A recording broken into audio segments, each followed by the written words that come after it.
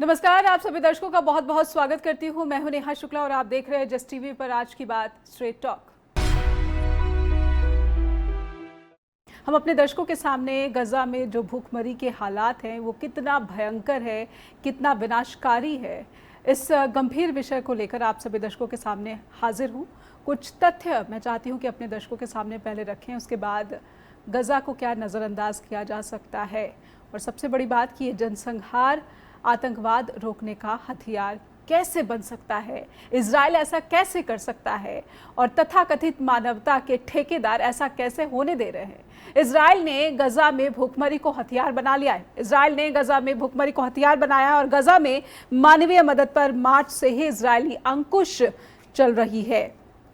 क्रूरता की सभी हदें पार कर दिया गया है। यहाँ पर GHF यानी कि जो गजा ह्यूमैनिटेरियन फाउंडेशन है, इसके सेंटर जो हैं वो मौत का कुआं बने हुए हैं। अमेरिका इजराइल के सहयोग से मई से ये सेंटर चलाए जा रहे हैं और बड़ी बात है कि यहाँ पर जब भी लोग पहुँचते हैं, वो भूखे बच्चे हों, बूढ़े हैं, महिलाएं हैं, इन पर गोलियां बरसाई जाती हैं ये कहकर कि वो हमास को निशाना बना रहे हैं, वो जो है आतंकवादियों को निशाना बना रहे हैं। लेकिन ये संयुक्त राष्ट्र का ही डेटा है जो हम अपने दर्शकों के सामने रख रहे हैं कि 1000 से अधिक भूखे लोगों की इजरायली आर्मी ने हत्या कर दी है। GHF सेंटर्स के ये आंकड़े हम अपने दर्शकों के सामने रख रहे हैं।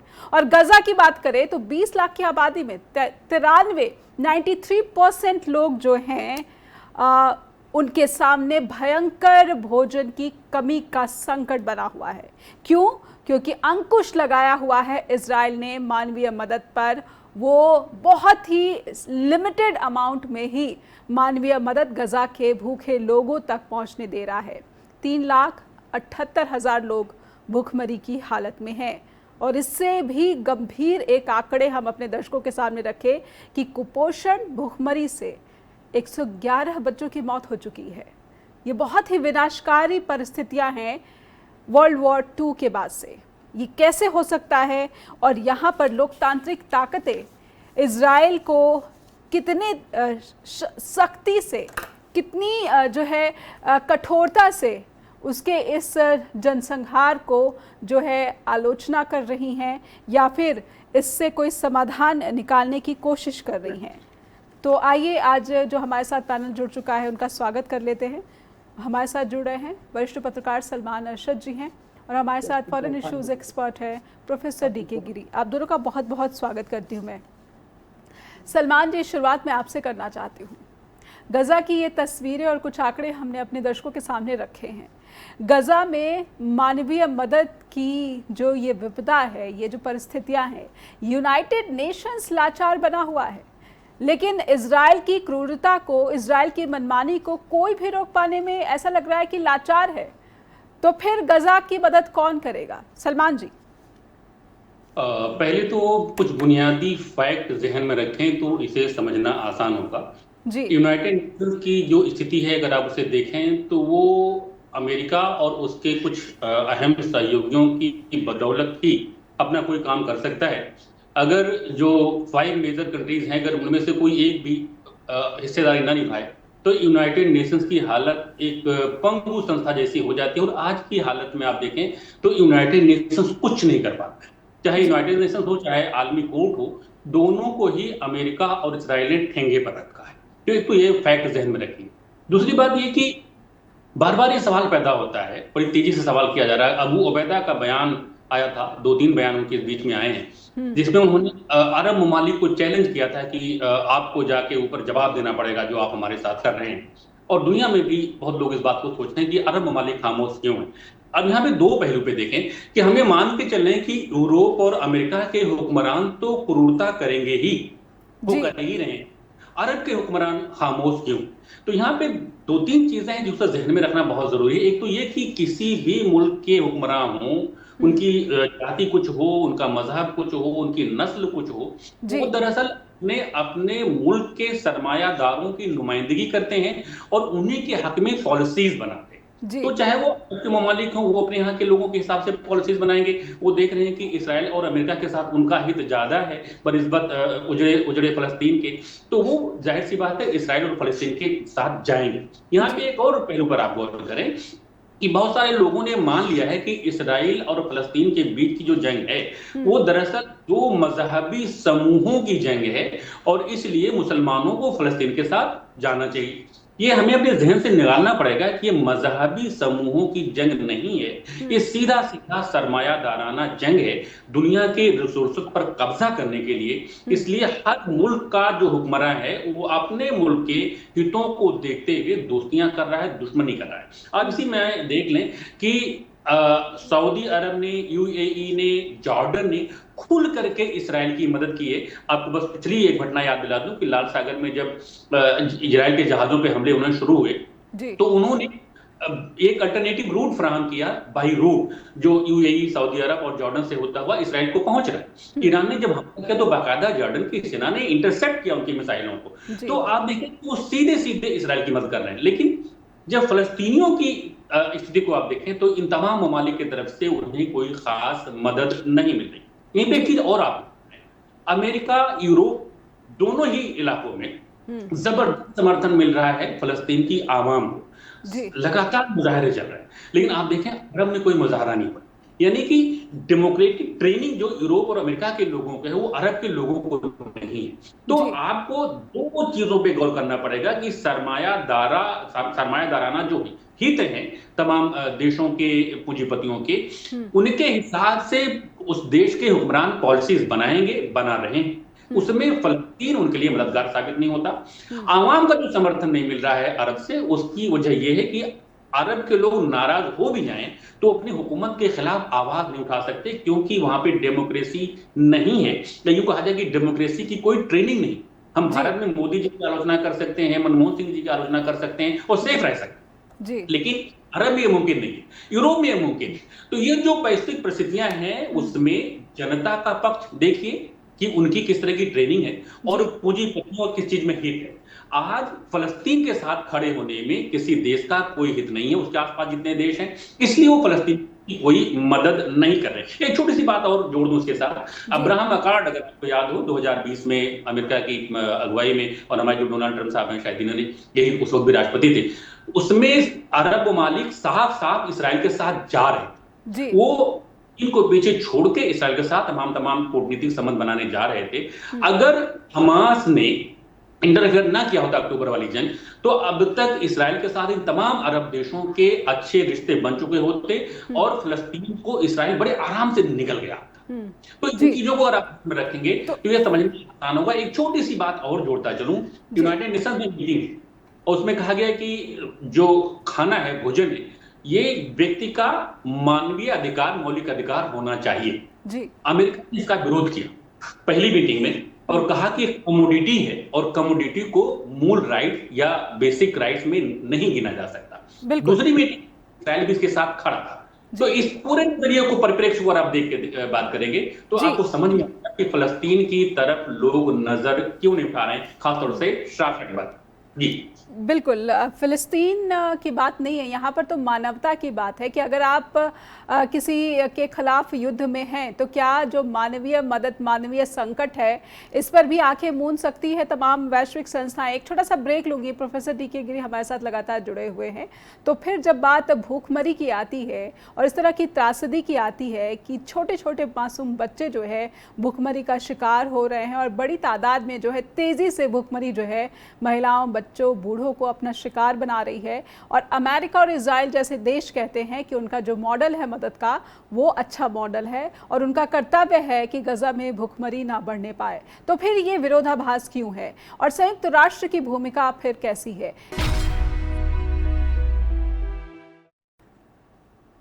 तो गजा में जनसंहार की जो स्थिति है वो अब त्रासदी में तेज़ी से बदलती हुई दिख रही है और पश्चिमी देश लगातार अब चिंताएं व्यक्त तो कर रहे हैं, लेकिन कोई भी ठोस कदम नहीं उठाया जा सका। और सबसे बड़ी बात तो ये हो गई है कि अमेरिका ने शांति वार्ता से अपने कदम खींच लिए हैं, वापस बुला लिया गया है कतर में जो बातचीत चल रही थी वहाँ से अमेरिकी टीम को।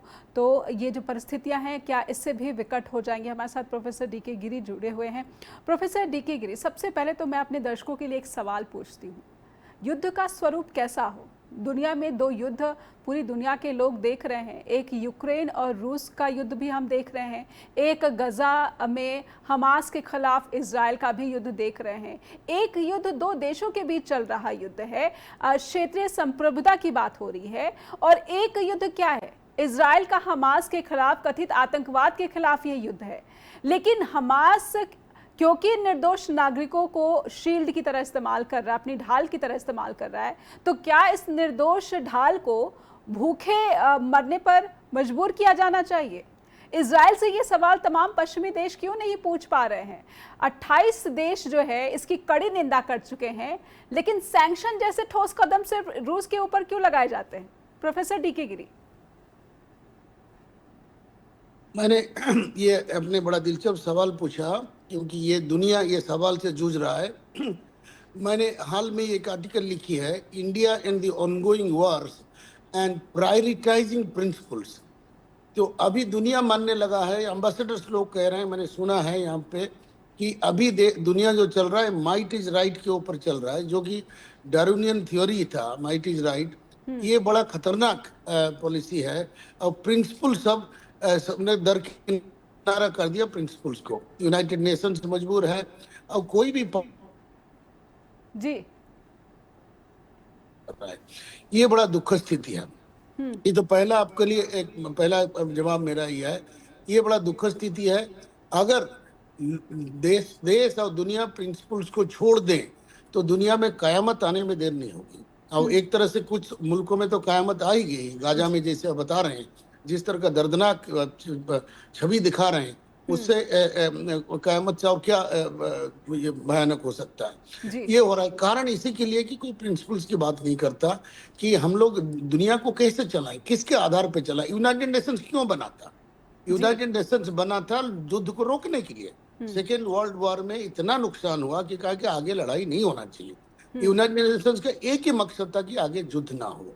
युद्ध को कैसे रोका जाए, लड़ाई को कैसे रोका जाए, तमाम उन्होंने चार्टर्स बनाए गए थे, लेकिन इसको कोई मानने के लिए तैयार नहीं है। दूसरी बात, ये जो हम लोग कभी नजरअंदाज नहीं करना चाहिए, तो मोटी बात हो गई, लेकिन मैं गाजा में आता हूँ। जब मूल बात को हम छोड़ देते हैं और इसका कारण को हम छोड़ देते हैं, अब इसका परिणाम को ही देखते हैं, तो वो भी एक गलत स्ट्रेटेजी है।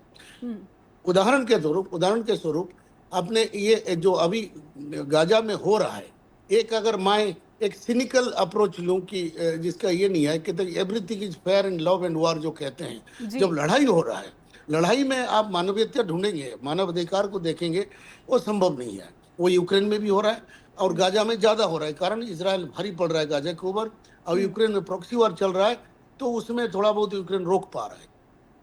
तो गाजा में ये पैलेस्टीन का झगड़ा पुराना है, लेकिन अभी जो हो रहा है ये नया है। भाई साहब, हमारा सलमान भाई साहब जो कहते बात कह गए, इनका सारे बात से मैं सहमत हूँ, लेकिन एक बड़ा विवादास्पद और आपत्तिजनक उन्होंने बात कह दी कि अगर हमास नहीं होता तो पैलेस्टाइन को निगल गया होता इजराइल।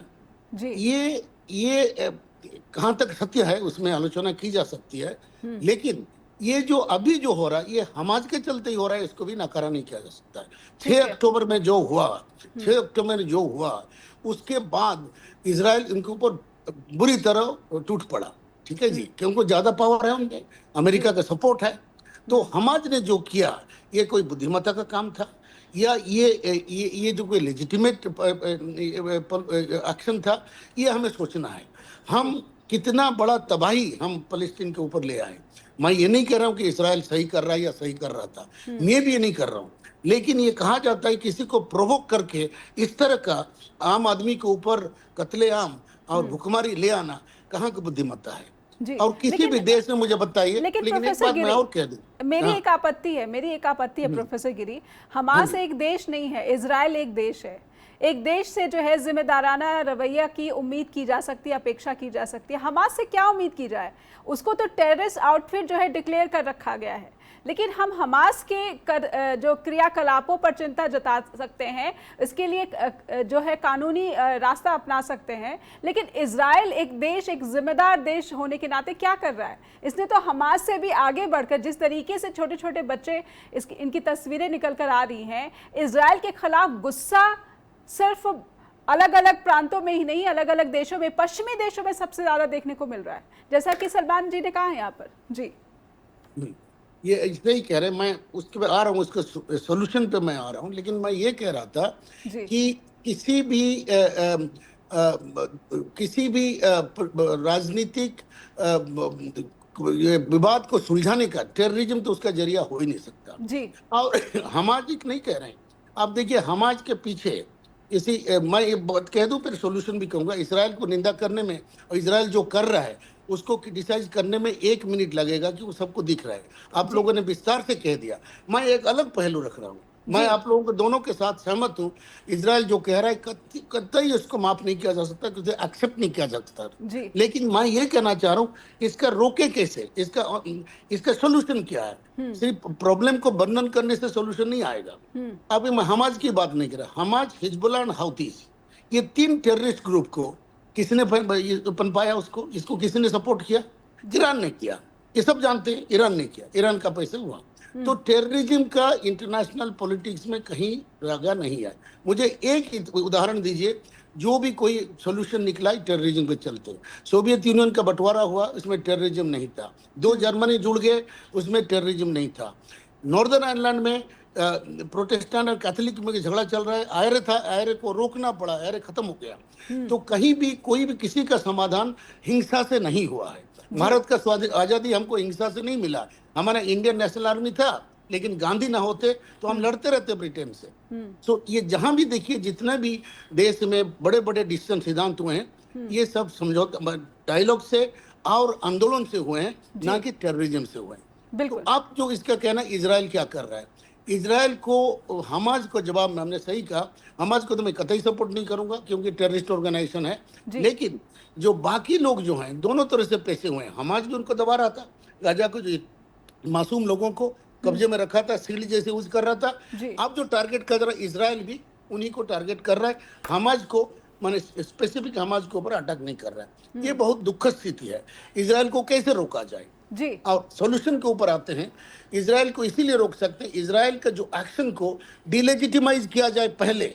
जो भी लोग कहते हैं कि हमा ने जो किया है, गलती किया है, पहले इजराइल वो गलती, ये टेररिज्म का कोई जगह नहीं है, लेकिन तुम जो कर रहे हो ये स्टेट टेररिज्म से कम नहीं है। बिल्कुल। लेकिन ये कहीं भी एडमिशन नहीं हुआ लेकिन इस तरह के शब्दों का कोई इस्तेमाल किसी भी तरह के प्रस्ताव में देखने को नहीं मिलता, कहीं नहीं मिल रहा है। मैं ये कह रहा हूँ, हमाज के ऊपर दबाव क्यों नहीं डाला जा रहा है? तुम और 10-12 जो हॉस्टेज को रखे हो, या जो 20-25 हॉस्टेज को रखे हो, उसके चलते कितने लोगों को जान जा रहा है? इसको क्यों छोड़ नहीं देते हो? मैं एक ब्रेक के लिए रुकूंगी, फिर अमेरिका और इजराइल की मदद से जो गजा ह्यूमैनिटेरियन फाउंडेशन चलाया जा रहा है, इस सेंटर्स में जो गोलीबारी की घटनाएं सामने आ रही हैं, 1000 से अधिक जो भूखे बच्चों, महिलाओं, बूढ़ों को गोलियों का निशाना बनाया गया है, उनकी मौत, उनकी हत्या की गई है, बल्कि मैं कहूंगी।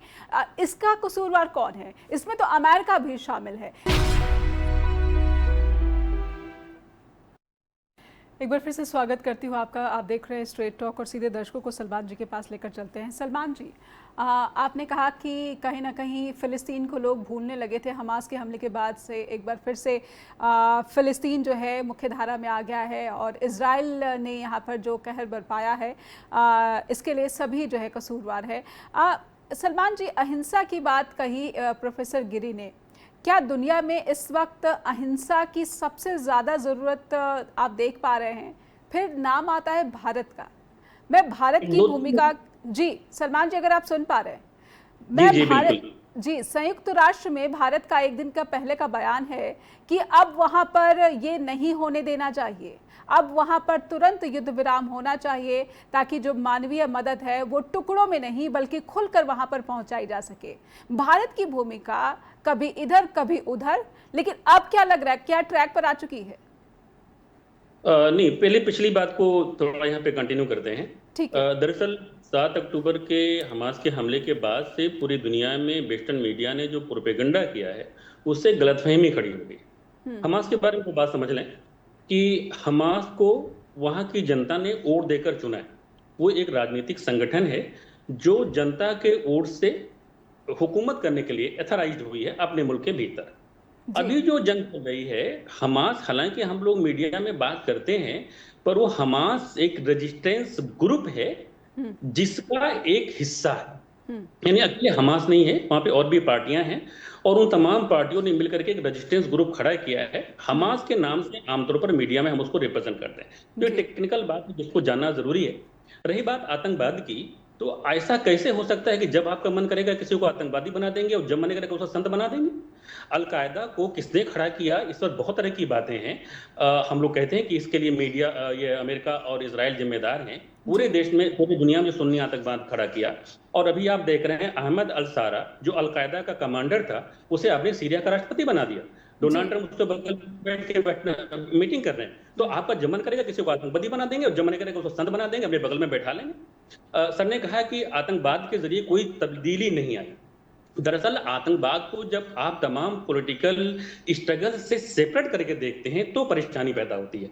आतंकवाद दरअसल हवा में नहीं पैदा होता। हर आतंकवादी संगठन किसी ना किसी देश से, किसी ना किसी बड़ी संस्था से फंडेड होता है। आप खुद सोचिए कि आईएस के पास बड़े बड़े तोपखाने और हथियार बड़े बड़े जो दिखाई पड़े हैं लड़ने के लिए, क्या वो जेब में रखे गए हैं? जी। उन्हें बड़े बड़े जहाजों में ले जाकर के उनके पास पहुंचाया गया, किसी पोर्ट पर उतरा है, फिर उन तक भिजवाया गया है और बड़ी बड़ी हथियार कंपनियों ने उसको बनाया है। तो आप कहते नहीं अलकायदा आतंकवादी संगठन है ना, तो वो तो पिस्टल से तो लड़ नहीं रहा, वो तो खाने लेके लड़ रहा है, बड़े बड़े हथियार उसके पास हैं और अत्याधुनिक हथियार। तो जाहिर सी बात, आतंकवादी मोर्चे जितने भी हैं किसी न किसी देश के फ्रंट, एक थोड़ा पीछे, बहुत डिटेल में तो नहीं जाऊंगा, बस यहाँ इशारा कर देता हूँ कि जितने प्रॉक्सीज ईरान ने अरब इलाके में खड़ा किए, उसके इतिहास पढ़िएगा तो आपको पता चलेगा कि अमेरिका की मदद से वो खड़े हुए। तो अमेरिका तो सबको अपने हिसाब से इस्तेमाल करता है और फिर फेंक देता है। अभी आप अफगानिस्तान में देख लीजिए, 20 साल तक आप तालिबान से लड़ते रहे और फिर अपना हथियार, गोला बारूद, जहाज सब उसको देकर के चले गए, क्योंकि वो आपको मान गए कि जब जितने ठेके होंगे वो सब आपकी कंपनियों को मिलेंगे तो आप चले गए। तो जब तक आपका बिजनेस डील नहीं हो रहा था तब तक सारे तालिबान आतंकवादी थे, और जब आपके फेवर में बिजनेस डील हो गई तो आपने बुरिया भीतर समेटा चल दिया, बोले अब लूटो खाओ। और रही बात मानवता की, देखिए मानवता बात करने में बहुत खूबसूरत लगता है, लेकिन पूरे देश में जितने भी पॉलिटिकल चेंजेस हुए हैं, क्या सिर्फ मानवता के नाते चेंज हुए हैं? आप याद कर लें कि पिछली सदी में सबसे ज्यादा इंसानों की हत्या हुई है अमेरिका के जरिए। 10 मिलियन से ज्यादा लोग मारे गए हैं अलग अलग जंगों में। इराक एक बढ़िया समृद्धशाली मुल्क था और आपने उसको तबाह कर दिया, और ऐसे तबाह कर दिया कि लोग पहुंच गए भुखमरी के कगार पर। वेश्यावृत्ति करने के लिए वहां की महिलाएं मजबूर हो गई। कर्नल गद्दाफी के अंदर में लीबिया बहुत मजबूत था, आपने उसको तबाह कर दिया। जब आपका मन करेगा आप आपके पास ताकत जिसे चाहेंगे उसे तबाह कर देंगे। अच्छा, एक और अहम बात, फलस्तीन का मसला अक्टूबर 23 अक्टूबर को नहीं शुरू हुआ है, वहां पे कंटिन्यूएशन में जंग चल रही है। आज आप देखें, बलात्कार इजरायली फोर्स का हथियार है। बहुत सारे वीडियोस वायरल हुए हैं कि जो सेके बघारते हुए कह रहे हैं कि वो कितने औरतों के साथ बलात्कार किया। छोटे छोटे बच्चों को सजा देना, जेल में भिजवाना उनका हथियार पर रहा है। सलमान जी, यही आरोप तो हमास पे भी लग रहे हैं। बता रहा हूं भी आपको, अब जितने अमानवीय कृत्य हैं सब वो इसराइल पहले से करता रहा है, 1948 से लेके आज तक। तो इसराइल जो आज कर रहा है वो बड़े पैमाने पे कर रहा है, लेकिन नया कर रहा है, इसमें कोई दम नहीं। अब हमास की तरफ से आप बात कर लें, हमास के कैद से जितने इनके बंधक छूटे हैं सबने हमास की तारीफ की है। कुछ फर्जी वीडियो जो उन्होंने रेप वगैरह के डाले थे और वो उसी वक्त मीडिया में ही इन्हीं के लोगों ने कह दिया कि ये फर्जी हैं। हम ये नहीं कहते कि हमास लड़ाई कर रहा है तो वो फूल लेके लड़ाई कर रहा है, वो भी हथियार लेके ही लड़ाई कर रहा है। लेकिन ये कहना कि हमास ने 23 अक्टूबर को जो 7 अक्टूबर को हमला हुआ, हमास ने वो सही किया गलत किया? नहीं, इसे गलत सही में तो आंसर ही नहीं दिया जा सकता। एक कंटिन्यूएशन में जंग चल रही है, लगातार जंग चल रही है, उसमें छोटे छोटे विराम आ रहे हैं। तो आप ये नहीं कह सकते जो किया वो सही किया या गलत किया। इसको व्यापक, यहाँ पे ऐसे आप देखें, अगर हमास ये नहीं करता तो क्या होता?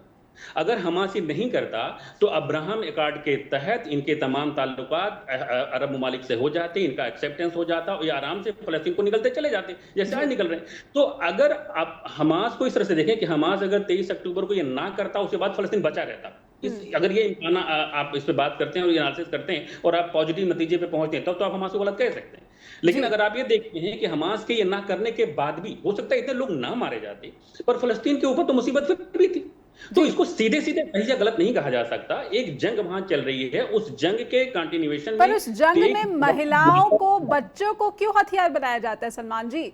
बात यह है कि महिलाओं बच्चों को हथियार इजराइल बना रहा है, तो हमास ने भी बनाया है युद्ध में दोनों बना रहे हैं, जी दोनों बना रहे हैं। आप सिर्फ महिलाओं हथियारों की बात करें, इसराइल तो लाशों को हथियार भी बना रहा है। जी दोनों ही बंधक को हथियार बना रहे हैं। यहां तक कि इसराइल लाशों तक को हथियार बना रहा है कि हमारे फलाने फलाने की लाश तुम्हारे यहाँ हमारे पास है, फलाने फलाने को छोड़ोगे तो हम तुम्हें जो है इनको लाश दे देंगे।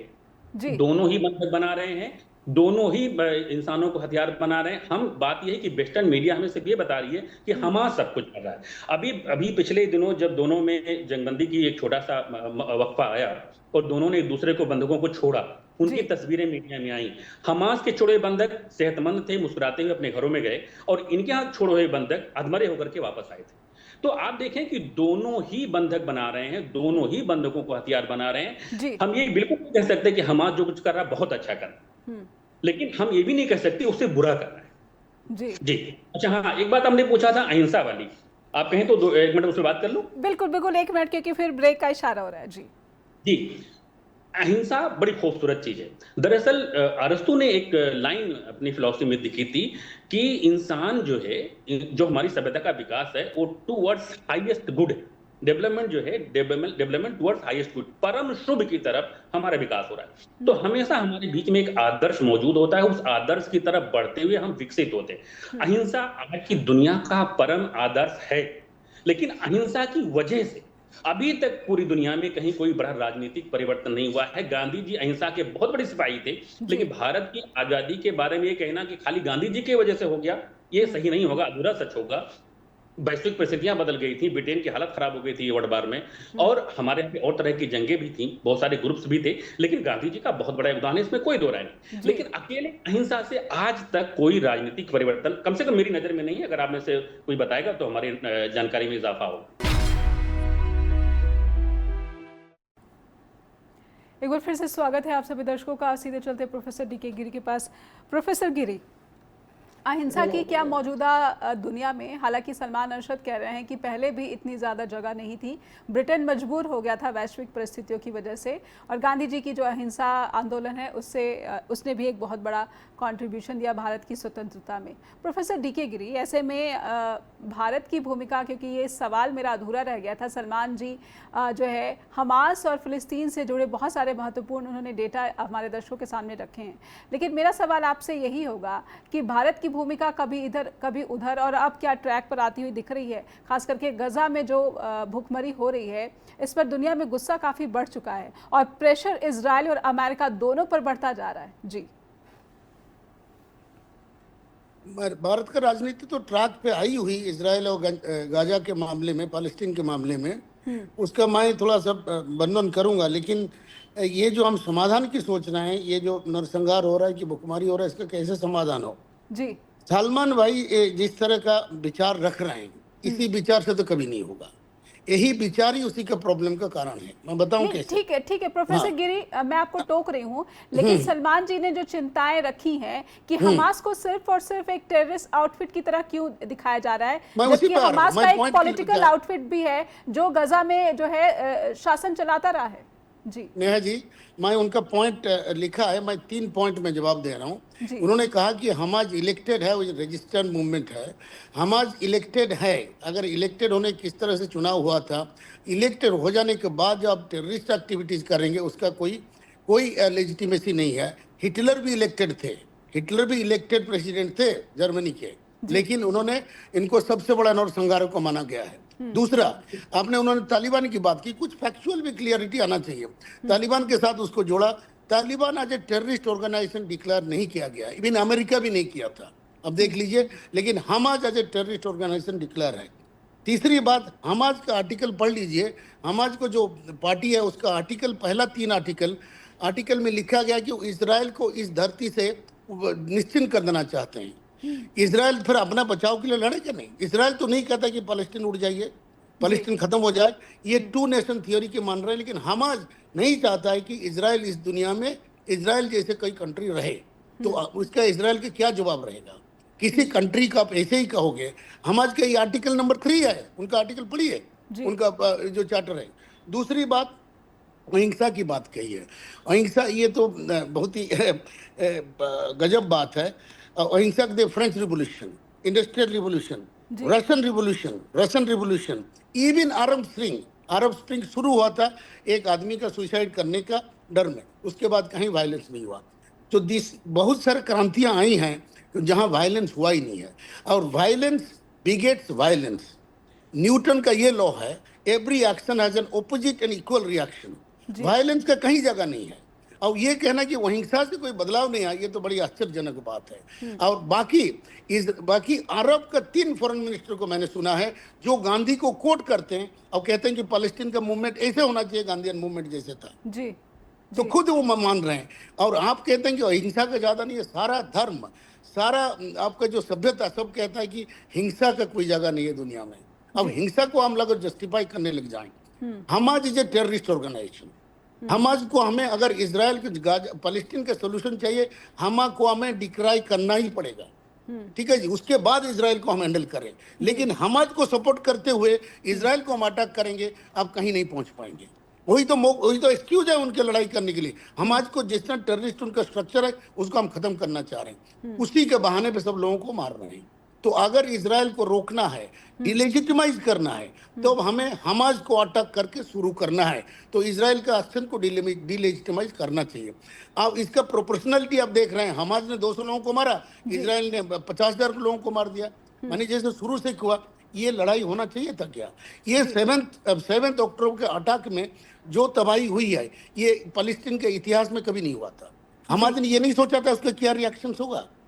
और जो लोग हमाज को सपोर्ट करते हैं, इनके लिए संवेदना है या सिंपैथी है, इन लोगों को भी सोचना चाहिए कि भाई इसका क्या रिएक्शन होगा। अभी जो लोग मासूम लोग जिनका पॉलिटिक्स से कोई लेना देना नहीं, वो जो भूख से मर रहे हैं और बच्चों को हत्या हो रहा है, उसके जिम्मेदार कौन है? इस तरह का दृष्टिकोण है जो हमाज को सपोर्ट करता है और जो इजराइल को ये करने के लिए इजराइल को ये मौका देता है। तो इजराइल पावरफुल है, अमेरिका का सपोर्ट है। तो पहले तो इजराइल एक्शन को डिलेजिटिमाइज करें, तभी हमें रोक पाएंगे उसको। मैं एक बार और बताता हूँ। मोरक्कन एम्बेसडर, मैं नाम नहीं लूंगा, लेकिन एम्बेसडर थे वहां पे, एक सेमिनार में बोले, हाल में ही कहते Palestine is central to our foreign policy. मैं इसलिए प्रिंसिपल की बात कर रहा था। मैंने कहा अच्छी बात है। फिर उन्होंने एक बैग में कह दिया, माइट इज राइट भी कहा था, एक बैग में कह दिया कि हम लोग तो वेस्टर्न कैंप में हैं। मैंने उठ के पूछा, पैलेस्टीन को आप सपोर्ट करते हैं, आप वेस्टर्न कैंप में है, ये दोनों चीज को आप कैसे रिकॉन्साइल कर रहे हैं? पूरा वेस्ट तो इजराइल के पीछे है। तो इस तरह का कंफ्यूजन होगा, किसको सपोर्ट करना है आप देख लीजिए। तो इस तरह का कंफ्यूजन होगा, ऐसे ही तबाही भी होगा। हमारा क्लैरिटी होना चाहिए, 7 अक्टूबर होना ही नहीं चाहिए। क्लैरिटी मैं अपने दर्शकों के लिए आपसे जरूर लूंगी कि फिलिस्तीन का जो कॉज है, फिलिस्तीन एक राष्ट्र के रूप में जो है इसको मान्यता मिले, इसको स्वतंत्र देश बनाया जाए, ये जो कॉज है, क्या हमास के हमले के बाद से इस कॉज को आधार मिला, बल मिला, और अब ये इजराइल की क्रूरता की वजह से इस कॉज को और बल मिल रहा है, इस जो है स्थिति को और बल मिल रहा है, वहाँ के नागरिकों की आवाज़ को और मजबूती मिली है, ये मानेंगे आप? मैं ये हमाज के हमले के बाद इजराइल पैलेस्टीन का कॉज को उन्होंने बहुत खतरे में डाल दिया है। इजराइल ने कभी मना नहीं किया, मना कर भी नहीं सकता कि पैलेस्टीन देश नहीं रहना चाहिए। 2 नेशन थ्योरी को उन्होंने मान चुके थे। लेकिन ये इनका ये कहना है कि हम अब्राहम अकॉर्ड पर सलमान जी ने जो बात कही कि सब अब्राहम अकॉर्ड के साथ, इजराइल के साथ घुलने मिलने को तैयार हो गए थे। फिलिस्तीन के नागरिकों की जो चिंताएं थी, उनकी जो मांग थी, वो अब इतिहास अब्राहम एकॉर्ड का, सुनिए, अब्राहम एकॉर्ड का, ये अब्राहम एकॉर्ड से हट गए थे जो पैलेस्टीन लीडर, जो मशहूर लीडर थे उस वक्त, उनका नाम है अराफत। अब्राहम एकॉर्ड को उन्होंने ही उससे हट गए थे। अब्राहम हिस्ट्री देखिए आप, अब्राहम एकॉर्ड को अराफत खुद नहीं माने थे। तो ये जो डायलॉग अब नेगोशिएशन पे हो रहा था 2 स्टेट, ये माने गए थे। इलेक्शन गाजा और वेस्ट बैंक में इलेक्शन हुआ, सब चल ही रहा था, ठीक है ना। इजराइल का कंट्रोल जरूर था, लेकिन धीरे धीरे खत्म हो रहा था। जी कारण इजराइल में कितना विवाद हो रहा है, देखिए नेतन्याहू को हटाने के चक्कर में है, उनका आपस में ये पूरा कंट्री नरसंहार करने के लिए तैयार नहीं है। कुछ ठीक लोग है, एक छोटी टिप्पणी प्रोफेसर गिरी आपसे भी और सलमान जी से भी जाते जाते लूंगी, समय समाप्त हो रहा है।